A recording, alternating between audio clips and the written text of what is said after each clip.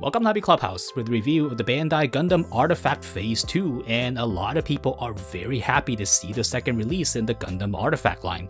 Not only because the first set was a great product, though with some quirks, but this new set has some wonderful MS choices in the lineup that people are really excited to get their hands on. I've reviewed that first set and covered all its oddities, so make sure to go have a look at that if you haven't already.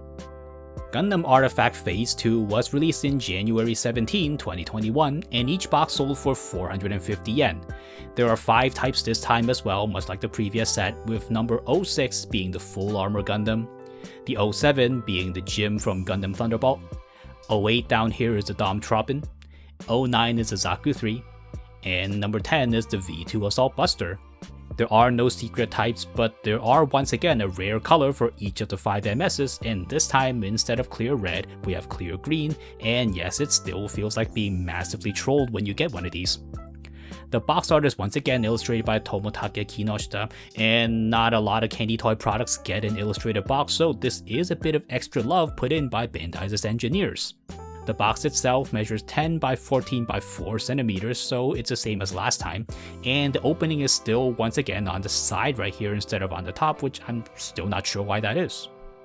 The top of the box tells you what MS you get inside, so these aren't blind boxes, but of course you don't know if you're going to get a tan colored kit or a clear green one inside, of course. The bottom is all for customer service information. This side here is nothing but legal text. And this other side is for the ingredients for the gum that may or may not be inside depending on your country and the local distributor. And then on the bottom, it lets us know that the kits themselves are made of ABS, which nearly everything from Bandai's toy division is. The back we've seen briefly just now with the entire lineup there. There is a teeny tiny bit of text on the bottom that reminds us that we do need side cutters and pliers, but just like the first set, I still think you really must have a knife on top of having those other 2 tools.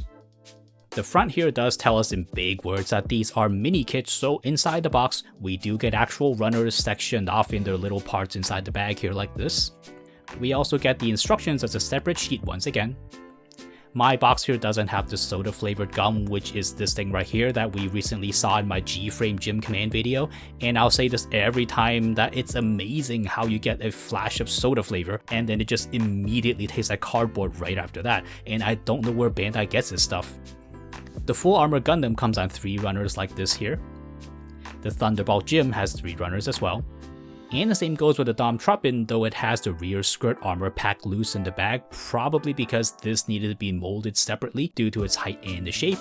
And you know what, while we're here, let's also admire the details on this inner side.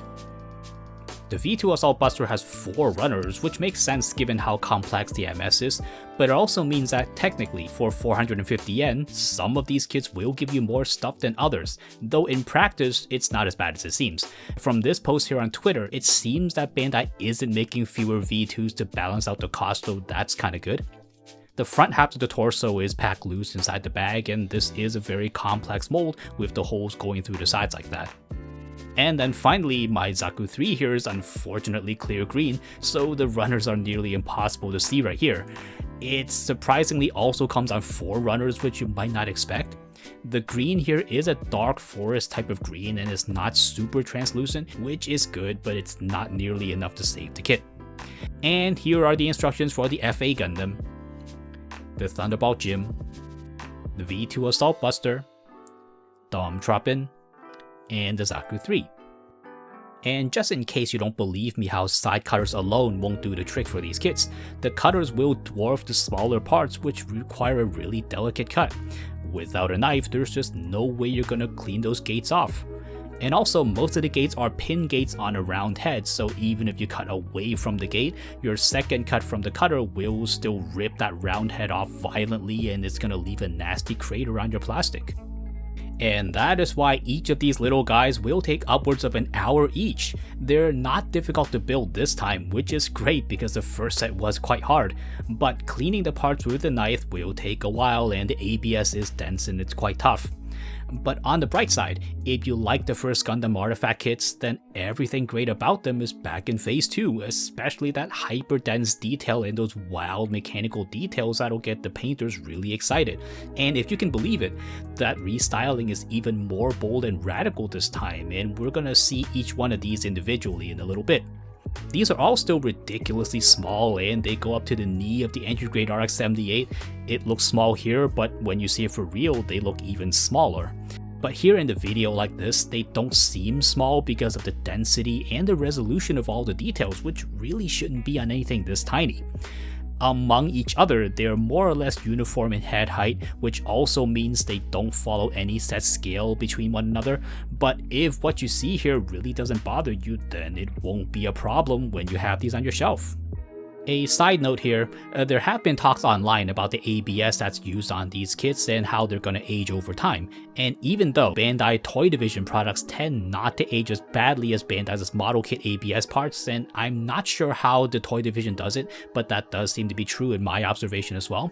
Nonetheless, the plastic will still get more brittle over time. So if you're watching this way into the future, this is something you will need to watch out for. The parts here do require you to flex them during assembly, so the old kits will break and you will need to glue a lot of it back together once that ABS has aged a little bit. But aside from that possibly dark future, I do have to praise the designers for making these kits much more easier to build this time. Notably, you don't need to balance anything while you sandwich pieces together. There is that one time that you have to do it on the Dom Tropen, but that's about it I think. And the gun and the hands are all much more sensible and they don't just fall apart.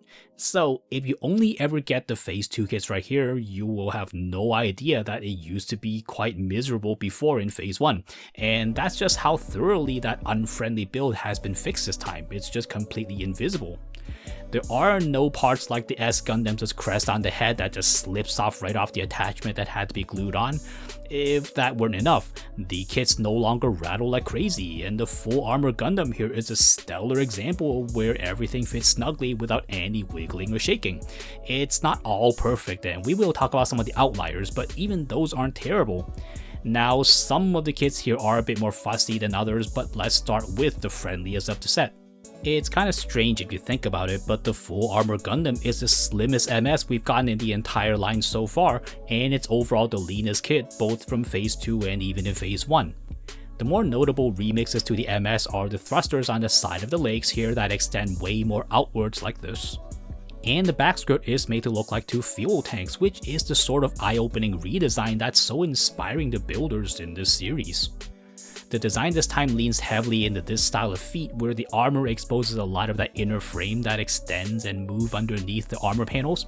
A lot of fans really loved this on the Nightingale last time, so this makes a return here in Phase 2 on quite a few of the MSs. There is something that looks like hydraulics here on the back of the leg, and this is also something that you're going to see a whole lot in this new set on the other MSs as well. The back-mounted cannon can move a little bit, but it really doesn't go all the way down and point straight. This is just for you to make minor adjustments for your display. The double-barrel beam rifle is actually really long, and I want to talk about the hole at the front. So if you've ever worked in an industry that does injection molding, you'll know how nutty this is because you're really not supposed to make the walls this thin. So what I mean is, what you see right here actually takes a lot of expertise to make, and Bandai makes it look effortless. On the other side, we have the iconic small shield on the arm, though I do think removing the horizontal lines on it does hurt a key visual feature of this MS. The hands can move along a peg, though this is also for minor adjustments rather than any kind of actual posing. The head can turn as well, but it's really small and it's hard to grip here without a tool. And now I won't be repeating the articulation for the other MSs since they're all the same with the head and the arm.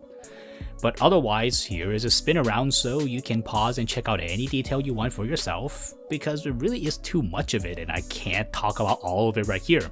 But you know, pound for pound, the FA Gundam gives you the least things for your money, but I don't think anyone would ever call what we have here inadequate.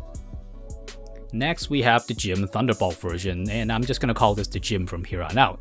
Now, Mr. Otagaki's Thunderbolt design were already a lot like the styles here, so this isn't as radically changed as the full Armor Gundam. Now, unfortunately, among the 5 kits that we get, this is also the one with the most problems. First of all, you can see how it leans backwards a little bit, and it's really obvious when you look at it from the side, and this really hurts how the GM looks. You might think this has to do with all that weight on the back with the shield and everything, but it's actually not. And the weight right here isn't a big problem. I mean, I don't know how, but even with this tilt, the GM can stand okay and it doesn't top over too much, but it does happen from time to time. Then you might say, well, maybe you just built it bad and the legs are angled wrong. Now, of the 5 kits, the GM is strangely the only one where the legs attach vertically with pegs instead of sideways, so the legs are stuck in this angle without any modifications. Problem number 2 is the leg right here rattles like crazy, and it always feels like it's gonna come apart, even though it really won't. We saw this problem a whole lot in the previous set, and it brings back some pretty bad memories. Finally, there's one more problem with the head. The visor here looks a little wonky, right? This GM has a massive forehead, like the entire top of the head was grabbed and pulled upwards and stretched, and now that you see it, it's going to bug you like hell forever, and it really just doesn't look good, sadly. On the bright side, when I anchored the feet onto this little box here for the video, the GM became solid as a rock, so that rattling problem doesn't affect the kit once you fix it in place. And the feet are divided even more radically here, with the toes and the heel entirely forking apart, which does match the original design. They complement the sub-arms on the back actually, and this fits the GM surprisingly well. And speaking of the sub-arms on the back get this interesting change where they now split into 2 claws instead of 1 that grip onto the shield. The shield even has a bar added to it at the top right here for that claw to hold on to, and this is actually much more sensible of a design compared to that dinky little thing that clamps onto the entire shield in the original design. The GM here dual wields beam spray guns, and you will recognize that boxy energy storage section at the front here, and there really is no mistaking that this is indeed that Thunderbolt version of this weapon. And here is the turnaround once again, so you can pause and see anything you like in more detail. Next up, we have the Tropen, which a lot of people really want from this lineup. As the Katoki design originally, the armor was already quite modular, and that lends itself really nicely to this Gundam Artifact style. The legs get the most radical change in the entire MS, with the thighs here having those hydraulics once again, and in fact the thigh itself is actually entirely exposed, and all this is frame here without any armor over it. The entire lower leg is angled upwards and lifted off the feet, almost like it's tiptoeing, which is a very fresh look for a Dom, and it transforms those bell-bottom legs into something that looks like it can go really fast. On the bottom here, we have 2 gigantic fans for hovering rather than the usual single fan, and there are a few hollow spaces here, but it's not too bad. The side skirt retains that iconic Zeon style where the armor fits together from the front all the way to the back to form this big skirt. Here's a peek up that skirt where those crazy designers put in 3 thrusters with a tank and everything, so it's not just a nozzle here. And kudos once again to the mold here where the hood around the eye is really thin and sharp, and you'd never suspect that this comes from a kit that's so small. We have the really long and straight heat saber on the back right here clamped into its holder. It is a static detail and it is locked into this angle, so there's no need to fiddle with it and you can't really adjust it or anything. If you have a keen eye, you will notice that this sword has been moved from the right side to the left side here, because it actually makes more sense this way if you think about it, because in that old spot it gets in the way of the bazooka a little bit, and this new spot actually balances the 2 sides of the MS visually much better. The bazooka is long, as it should be, and this sticks pretty closely to the original look. That ballistic shield there is really gigantic and it actually looks like it can block a good amount of stuff coming at the Dom. All the details are here, like the second handle behind the shield. And here's the rotation, and I really don't have to sell you much on the Tropen because it was already very handsome originally, and this version of it is going to make any Dom fan really happy. Next up is the always bulky Zaku III. Just like the clear red from last time, it's really sad that the clear green really just kills all the details. You can kinda make them out, but your eyes are always working against the clear color and all the distraction that it adds. And the head here is also a little bit wonky and it's really loose, so make sure to glue it tight or else you might end up dropping it eventually. The left arm here also rattles like this, so you do need a bit of glue to anchor this part down. For the restyled elements, we do have those hydraulics once again, this time propping up the gigantic backpack. The fuel tanks here used to have a brace around them like this, but on this new rendition, the tanks stand on their own and they are made much bigger. The shield on the right arm is divided into the shield itself, where you can see it's suspended on an arm that stems from the shoulder. And then that whole top section is separated and is turned into this bar that loops around the shoulder. That same design element is repeated once again on each of the knees, and the thighs have a bit more of that hydraulic right here, and the leg overall is lifted much higher off from the feet. The waist is still super skinny here, which is something that already fit really nicely with the artifact look. And check out all the pipes that run along the side skirts. Now all of this looks very fragile, right? But somehow none of this is going to fall apart, and you really don't have to be too dainty when you're handling this. The rifle here has a thicker bayonet at the front, and it reinterprets that claw part at the back into a much more conventional extended stock. But much like the other weapons, you will know what this is immediately once you see it. And here's the rotation. It's clear that the designers wanted some heavy Zeon MSs, and it's really great that they went out of the way to pick a less popular MS like the Zaku III here to give it that artifact facelift. And finally, we have the star of the show, the incredibly meaty V2 Assault Buster Gundam. So first of all, the shoulders rattle, which is a bummer.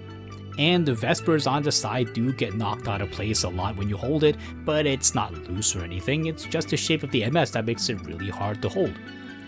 The feet lean really heavily into that new look this time, with them forking off into smaller platforms at the very bottom. And at the front of the legs here, this little piece in the middle is actually part separated for molding reasons, but that does make this part really nice to paint.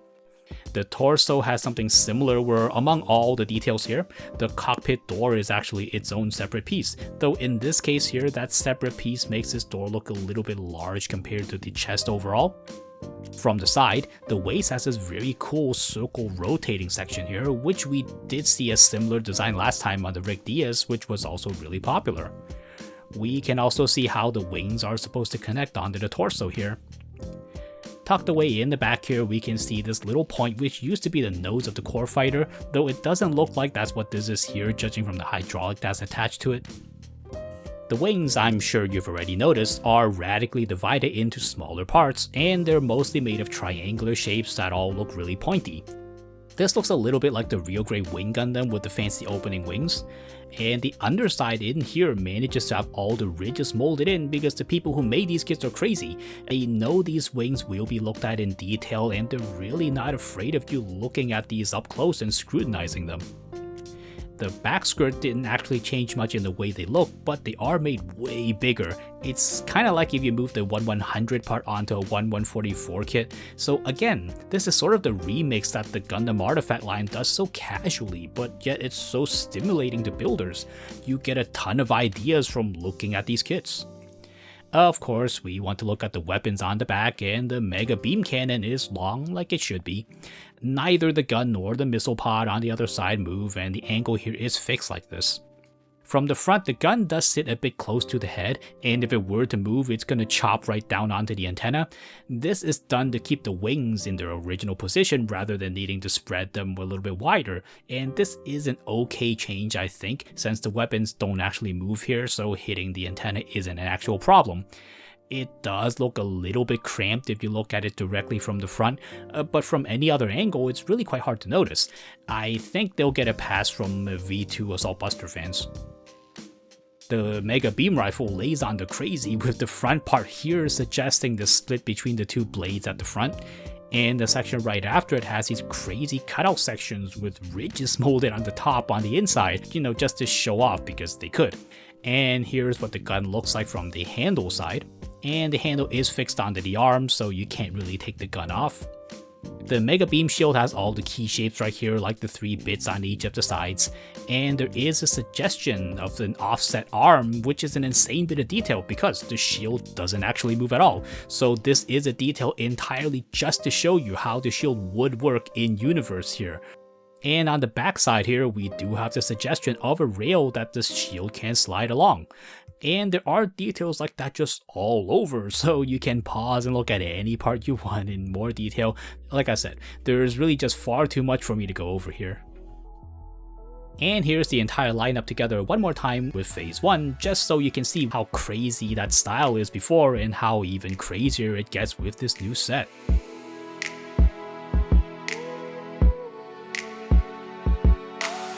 With all that said, here's a Hobby Clubhouse 3-point verdict on the Bandai Candy Toy Gundam Artifact Phase 2. Number 1, it's a big improvement over Phase 1. In my review of the previous set, I said that these kits need your help to come together to look this good. It's still partially true, you still need to know your way around the sharp knife, but outside of that, the kits themselves are really much less hostile to you putting it together. I'm sure if you built any of the first set, you know exactly how that feels. It's like the kit hates you sometimes. And the designers proved to us that they can make a kit small and handsome and not too nasty to build. And number 2, the MS lineup is excellent. I think even if the kits didn't have any of the improvements I just mentioned, a ton of people will still eagerly go out and buy these, because Bandai really knows how to pick some interesting MSs that don't often get center stage. Okay, maybe V2 Assault Buster is super popular already, but it is a really good fit with the line itself. Things like the Dom Tropen and the Zaku III really show that the designers gave priority to interesting MSs to mix in with this style over simply having the usual big boys, like Zeta Gundam, New Gundam, and Strike Gundam. MS fans will easily find something to be really excited about right here. And number 3, this still shouldn't be a candy toy. Bandai can't really do anything about this, but these kits still shouldn't be a candy toy product. Now, it's a little different this time because, judging by Twitter posts, fans know exactly what this is and they're really eager to go out and pick these up. So it's still a strange product, but it's also a strange product that has found its target audience successfully. I mean, chances are, if you buy these overseas like me, you don't even get that piece of gum inside and you just buy this purely as a mini kit. So the candy toy background still doesn't do anything for the product, even if it can't damage it anymore at this point. So it's kind of like a vestigial tail. So that's a review of the second release of Gundam Artifact series, and I really didn't think I would get to review these, but I'm really glad I could. I think it's really likely that we are going to get a Phase 3, so here's hoping that we'll continue this uptrend in quality into the next release. Thank you so much for watching. Come look us up on social media with updates on upcoming videos and sneak peeks at future projects, links are in the description below. Or hang out here some more with one of these other videos. But before you go, don't forget to like, subscribe, and hit that bell icon to be notified of new videos from Hobby Clubhouse, and I'll see you next time.